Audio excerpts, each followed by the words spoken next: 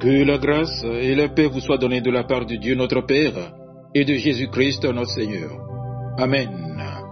Le texte biblique de ce vendredi 6 février 2026 est tiré du deuxième livre des Rois au chapitre 11, du verset 1 au verset 12.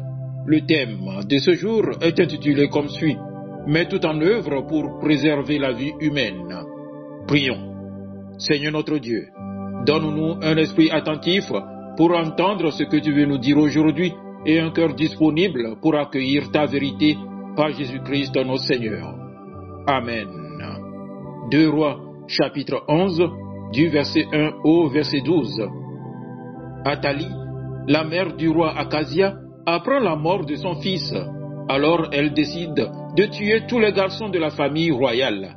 Mais pendant qu'on les tue, Yosheba, fille du roi Joram de Juda et sœur d'Akazia, enlève en secret Joas, un des fils de son frère. Elle le cache avec la femme qui le nourrit dans une chambre à coucher du temple.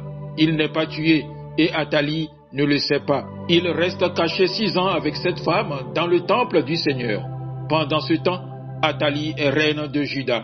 Au bout de 7 ans, le grand prêtre Yohada fait venir les chefs des soldats étrangers et des autres gardes du palais du temple.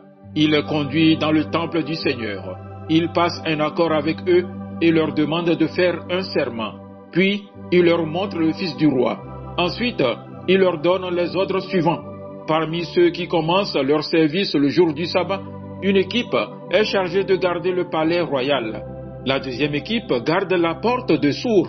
La troisième équipe garde la porte qui se trouve derrière la salle des gardes. Ces 3 équipes doivent garder le palais à tour de rôle. Voici ce que vous allez faire. Les 2 groupes de gardes qui ne sont pas de service le jour du sabbat viendront garder le temple où le jeune roi se trouve. Tous les gardes entoureront le roi, l'arme à la main. Ils iront avec lui partout où il ira. Si quelqu'un s'approche de vous, vous le mettrez à mort. Les chefs des gardes font tout ce que le prêtre Yohada a commandé.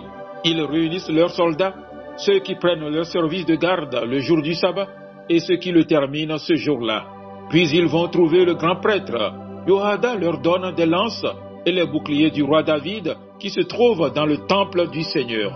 Les soldats se placent en demi-cercle devant le bâtiment et l'autel depuis le côté droit jusqu'au côté gauche du temple. Chacun a son arme à la main et ils sont prêts à entourer le roi. Alors Yohada fait sortir Joas. Il lui met une couronne sur la tête et il lui donne le document du témoignage. Puis on le consacre comme roi en versant de l'huile sur sa tête. Aussitôt, tout le monde se met à applaudir et à crier « Vive le roi !» Amen. Frères et sœurs, le pouvoir fascine. Il promet sécurité, contrôle, reconnaissance. Mais lorsqu'il devient une obsession, lorsqu'il n'a plus de limites, il peut conduire à des actes profondément ignobles. Le texte de 2 Rois chapitre 11, du verset 1 au verset 12, nous plonge précisément dans une réalité sombre, tout en laissant jaillir une lumière d'espérance. Entrons dans le récit. À la mort du roi, Athalie voit une occasion unique, le pouvoir absolu. Pour le conserver, elle choisit la voie la plus radicale, la plus inhumaine, éliminer toute la descendance royale. Des enfants sont massacrés, la vie innocente est sacrifiée sur l'autel de l'ambition. L'avidité du pouvoir absolu aveugle le cœur. Quand le pouvoir devient une fin en soi, l'autre n'est plus un frère, mais un rival. La conscience se tait, la compassion disparaît et la violence devient justifiable. Mais le récit ne s'arrête pas là.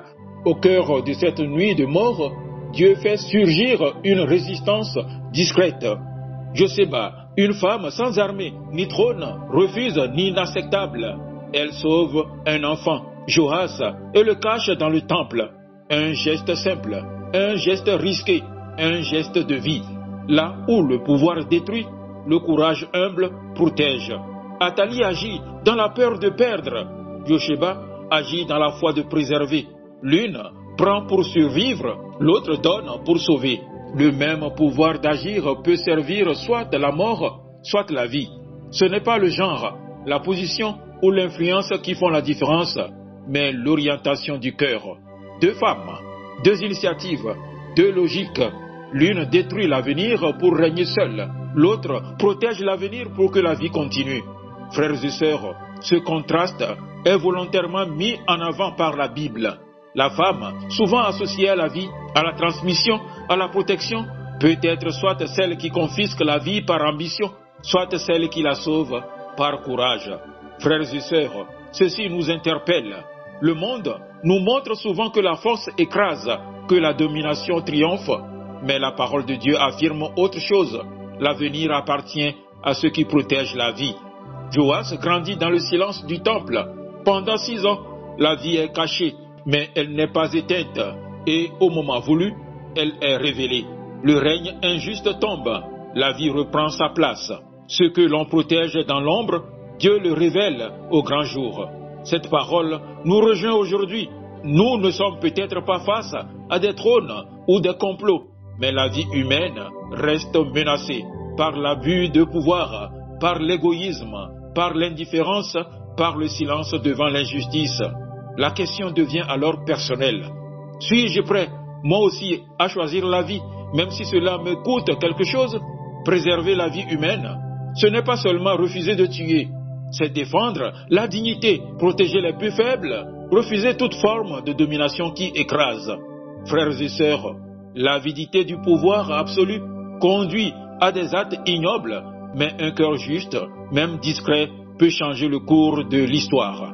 Bien-aimés, demandons au Seigneur la grâce de ne jamais sacrifier l'humain à nos ambitions, d'avoir le courage de Yosheba et de toujours mettre tout en œuvre pour préserver la vie humaine. Amen.